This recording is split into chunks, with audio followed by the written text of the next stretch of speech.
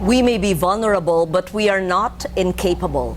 The Philippines and other nations in the Climate Vulnerable Forum are committed to making the world a safer and livable place for future generations. We know how it is to become victims of a phenomenon we did not cause. We do not want our children or anyone's children to be victims as well. We can talk about the climate change laws we've passed and all the efforts to build resilience and the attention we've paid to increasing the share of renewable energy in our country. None of this really matters if Paris does not deliver the agreement that sets all of us on the road to a safe future. What good is a list of achievements if Paris fails to set a target that aims for 1.5 degrees Celsius? If Paris fails to set clear long-term goals, if the outcome in Paris is mute about the absolutely undeniable need for global decarbonization by or before 2050, all the efforts of vulnerable countries will not be enough to stem the crisis. We, in the Climate Vulnerable Forum, have come together so that others may act with a greater sense of urgency.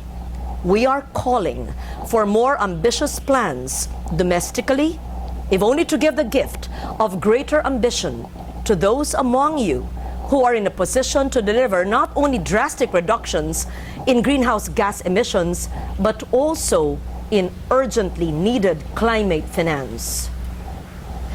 Paris must aim for nothing less than a transformation of the global economy. When we say the age of fossil fuels must end, we should see Paris as a milestone that should set all of us on this course.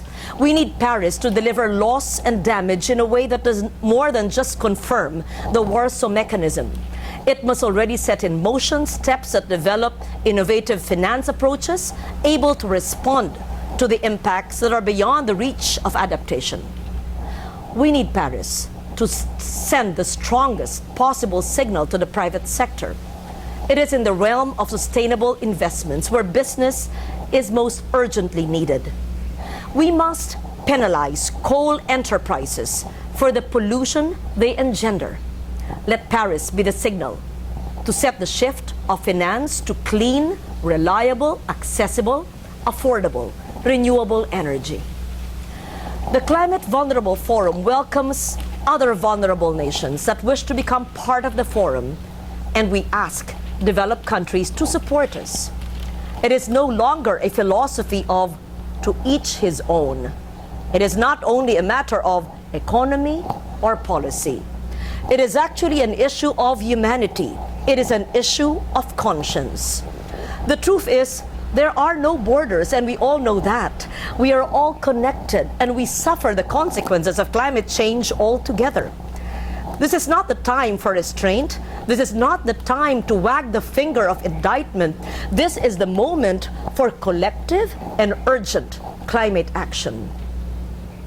At this point, I wish to take this opportunity to express my most profound admiration and gratitude to the Special Representative of the UN Secretary General for Disaster Risk Reduction, Ms. Margareta Wallström, who has been most instrumental and supportive in all our initiatives to strengthen resilience of the various institutions in my country.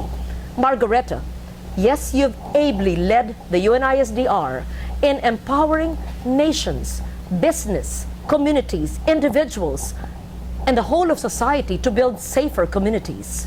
And I thank you for the trust and the confidence you've given me as the global champion for resilience. May the road to Paris lead the world to a brighter and resilient future.